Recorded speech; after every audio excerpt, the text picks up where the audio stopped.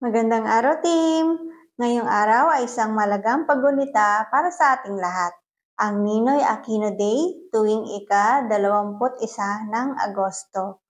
Ang Ninoy Aquino Day ay isang national non-working holiday bilang pag-alala sa kabayanihan ni Benigno Ninoy Aquino Jr., isang mamamahayag, senador at kilalang oposisyon sa panahon ng diktadurya.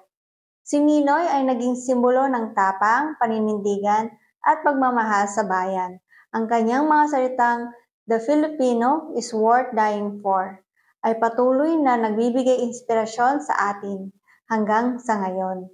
Sa ating workplace, maaari nating ipagdiwang ang diwa ng Ninoy sa pamamagitan ng simpleng paraan, pagiging tapat sa ating trabaho, pagtutulungan, at pagrespeto sa isa't isa.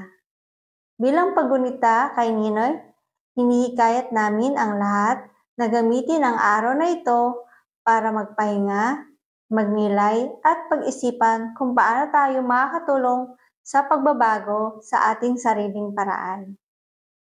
Muli, ako po si H.R. Jen. Maligayang Ninoy Aquino Day sa inyong lahat. Maraming salamat po!